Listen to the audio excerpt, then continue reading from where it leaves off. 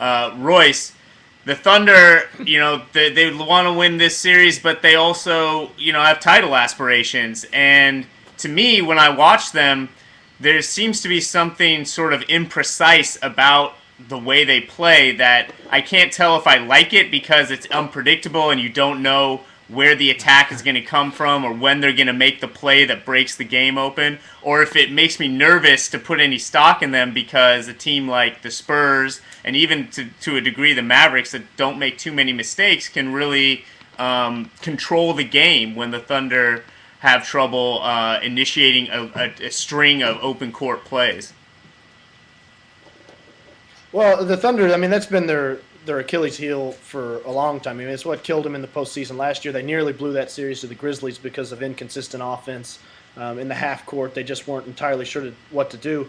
I think that this season they've really improved in a lot of ways. I think that Scott Brooks deserves a lot of credit because he's incorporated James Harden a lot more on the ball than was the case last year. Last season it was all Westbrook as the initiator, and the Thunder would have kind of devolved into this team where it was just Durant trying to isolate at the top of the key, and if Westbrook couldn't get him the ball, then it was, like a ticking time bomb was in Westbrook's hand, and he just had to take a shot.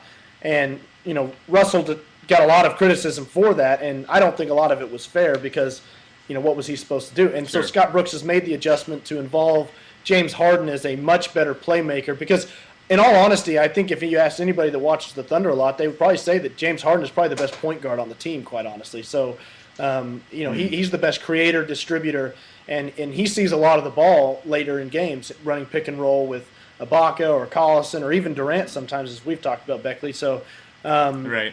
But that kind of becomes the key for the Thunder going forward as they try to push past this series and into the next series against the Lakers, whoever they play, and then probably the Spurs if they're fortunate enough to get to the Western Finals. They've got to figure out how to get those possessions and those baskets late in games, and for whatever reason, they're inconsistent. But I think I think the Mavericks would tell you that a lot of their offense wasn't great necessarily, but what it came down to was great players making great shots. Dirk hit a lot of shots that were really tough. Jason Terry hit a lot of shots that were really tough. And, Charles Barkley rants about Oklahoma City as a jump shooting team. But I think a lot of ways the way you win is that you just make tough shots. You can't rely upon easy baskets. I think it's a little naive to say you got to get easy baskets because who gets easy baskets in the playoffs? Defenses are tough. So I think what it comes down to is who can make the tough baskets. And, Oklahoma City's got a guy in Kevin Durant that can make tough shots. Russell Westbrook can make tough shots. James Harden can hopefully make it easier on people to get easier shots. But, I think it's maybe a little bit optimistic to think, well, you got to get these easy buckets because I don't think that that's necessarily realistic. Yeah. Hey, Beckley, can I add on that right quick? Well, I really like the silent right now because I'm frozen, or Royce and Skin are frozen for me. So Zach Harper, why don't you jump on here and help me out? Skin, why don't you make that point you were just trying to make? Okay. Yeah, I like what Royce was saying there because I'm sure you guys remember all the great Jordan highlights of him making easy layups at the end of games, right? No, they don't exist. What you have is you have Jordan shoving somebody in the ground and draining an 18-footer. I mean, Royce is dead on. That's not what playoff basketball is. And in Dallas, this kind of made me sick because we had all these people going, "Oh, stupid Thunder, man! Kevin Durant with his lucky shot." Are you kidding me? The leading scorer in the NBA got a 15-footer. Okay, it was extremely well defended, but what he did was what every, when you're 8 years old and the first time a coach has you pick up a basketball, he says, put some air under that thing so you give it a chance to go in. The best scorer in the league shot a 15-foot shot. He put air under it, shot it soft, and it bounced in. And you know what? If Dirk had made that shot on the baseline the other night that hit the rim 3 times, no one would have said anything because Dirk made all those shots last year. But these are the type of shots that you have to make to win a championship. Magic Johnson shooting a hook over 3 Celtics. What was that, 88 or whenever that was. These are hard shots. Great players make hard shots at the end of games, and that's what separates all this. So this idea that you just run some little pin down and get a 10-footer to win a game, that doesn't exist. And so what the Thunder are doing now is they're proving that they have great players that can make great shots at the end of the game. And I think that's to hear Barkley go, the Thunder can't win. They only have 3 scores. Oh, really? The Mavericks won it last year with 2 scores, so I don't know exactly what you're talking about. But I think one of the reasons this series has been off to such a good start is because the Thunder have made that leap to get better shots and have great players make tough shots. And as we all know, those 2 scores from the Mavs last year, Dirk Nowitzki and Brian Cardinal. Why do you think? Why do you think Sean Marion made those comments about the lucky bounce? Was that like just a defensive thing, literally, where he felt like he did a good job and the team did a good job on Durant, and maybe all of that was being overlooked? Quite honestly, I think it's because that is what Sean's personality is. And the simple fact of the matter is, Sean played outstanding defense on Kevin Durant and has done it for a couple seasons now.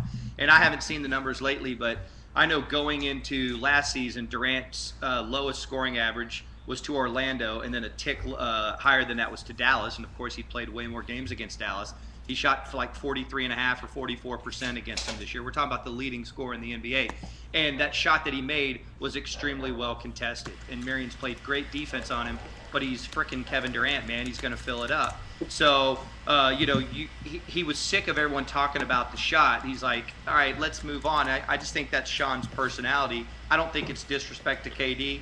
And honestly and truly, I kind of dig it. And I also like the fact that he was 8th in Defensive Player of the Year voting. He's going to take that personally. And so I can't wait, to see how that factors out on the court tonight when you have the leading scorer in the league who's really looking to get off versus a guy who constantly feels like he's being disrespected. Royce, how do you think that that Kevin Durant has been defended by Marion? Obviously, Marion does a great job. Is that a concern for OKC at all? Because it seems like Durant is sort of slow to get going, or is it this is Kevin Durant, let's just trust him?